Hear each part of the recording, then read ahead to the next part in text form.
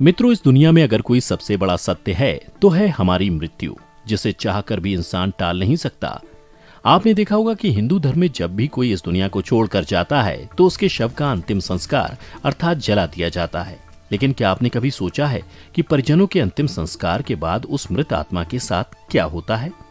मित्रों, गरुड़ पुराण में बताया गया है कि मृत्यु के बाद यमलोक से 2 यमदूत सिर्फ 24 घंटों के लिए आत्मा को ले जाते हैं। इन 24 घंटों में मृतक के परिजन उसके शरीर का अंतिम संस्कार और अन्य कर्म करते हैं। आत्मा को तब तक यमलोक में उसके द्वारा किए गए कर्मों को दिखाया जाता है। इसके बाद यमदूत आत्मा को वापस उसके घर छोड़ देते हैं। उसके बाद 13 दिनों तक आत्मा अपने परिजनों के बीच रहती है, यानी 13वीं तक आत्मा अपने परिजनों के साथ ही रहती है। इसके बाद फिर से आत्मा यमलोक के लिए रवाना हो जाती है। इसी बीच आत्मा को 3 अलग अलग मार्ग दिखाए जाते हैं। अब इनमें से किस मार्ग पर आत्मा को भेजा जाएगा, यह उसके जीवन में किए गए कर्मों पर ही निर्धारित होता है। मित्रों, पहला अर्ची मार्ग यानी देवलोक की यात्रा का मार्ग माना जाता है। दूसरा मार्ग धूम मार्ग है, जिसे पितृलोक का मार्ग बताया गया है। और तीसरा मार्ग उत्पत्ति विनाश मार्ग यानी नरक की यात्रा के लिए होता है। अपने पाप और पुण्य को निर्धारित समय तक भोगने के बाद आत्मा को फिर से शरीर मिलता है।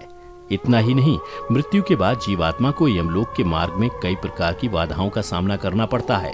इन्हीं बाधाओं में से एक है यमलोक के मार्ग पर पड़ने वाली वैतरणी नदी।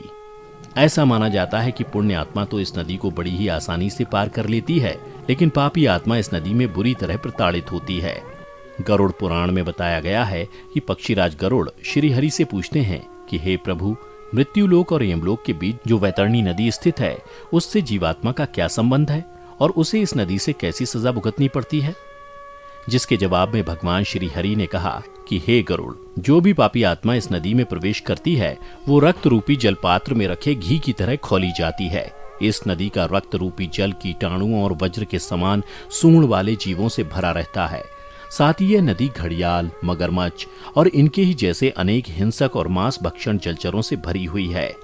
नदी में जैसे ही पापी आत्मा का प्रवेश होता है, वो 12 सूर्य की गर्मी के समतुल्य तपने लगती है।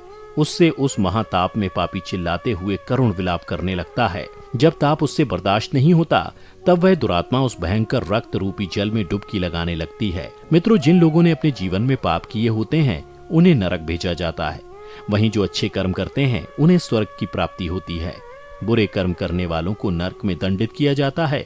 वहीं अच्छे कर्म करने वालों को स्वर्ग में सभी तरह की सुख सुविधाओं के साथ रखा जाता है। गरुड़ पुराण में बताया गया है कि जिन आत्माओं को स्वर्ग में स्थान मिलता है, उन्हें यमराज स्वयं अपने भवन से स्वर्ग के द्वार तक छोड़ने जाते हैं, जहां अप्सराएं उनका स्वागत करती हैं। वहीं जो लोग सिर्फ अपने बारे में सोचते हैं और जीवन भर किसी दूसरे का हित नहीं करते, उन्हें नरक में स्थान मिलता है। बता दें, गरुड़ पुराण में अलग अलग नरकों का भी जिक्र किया गया है, जहां मृतात्मा को पापों की सजा मिलती है। इसके अलावा गरुड़ पुराण में अंधात्मश्रम नरक के बारे में कहा जाता है। यह नरक उन पति पत्नियों की आत्माओं के लिए है जो अपने साथी को केवल लाभ या उपयोग की एक वस्तु समझते हैं। इस नरक में उनकी आत्माओं को मारा जाता है। यह सिलसिला बहुत तेज गति से चलता है। वहीं तमिश्रम नरक में उन लोगों को जगह मिलती है जिन्होंने अपने जीवन में दूसरों की संपत्ति हड़पी होती है। यहाँ उन्हें तब तक मारा जाता है जब तक कि वे बेहोश न हो जाएं। दोबारा होश में आने के बाद फिर से उन्हें इसी तरह लहूलुहान किया जाता है।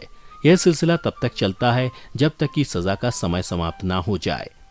बता दें, कुंभी पाकम नरक में शिकारी लोगों यानी उन लोगों की आत्माओं को लाया जाता है जो अपने शौक के लिए जानवरों की हत्या करते हैं। यहाँ उनके इस कर्म की सजा में उन्हें खौलते तेल में उबाला जाता है। मित्रों, वहीं असितापत्रम नरक में वो लोग आते हैं जो अपने कर्तव्यों से मुंह मोड़ते हैं, जिम्मेदारियों से भागते हैं। इस नरक में उन लोगों की आत्माओं को फेंका जाता है। यहाँ लाकर उन्हें तब तक चाकुओं से छलनी किया जाता है जब तक कि वे बेहोश नहीं हो जाते। गरुड़ पुराण में कलासूत्रम नरक के बारे में बताया गया है कि यहाँ उन आत्माओं को लाया जाता है जिन्होंने अपने जीवन में कभी बड़ों का आदर सम्मान नहीं किया होता। इस नरक में बुरे कर्मों की सजा देने के लिए अधिक गर्मी में तब तक रखा जाता है जब तक उनकी सजा की सीमा समाप्त नहीं हो जाती। तो मित्रों, आपने देखा कि अंतिम संस्कार के बाद आत्मा के साथ क्या क्या होता है। इसके साथ ही आपने देखा कि आत्मा को किस हिसाब से स्वर्ग या नरक में स्थान मिलता है। आज की इस वीडियो में बस इतना ही। हम उम्मीद करते हैं कि हमारी वीडियो के जरिए आपको कई सवालों के जवाब मिल गए होंगे। अगर ये वीडियो पसंद आई हो तो इसे लाइक और शेयर जरूर कीजिए।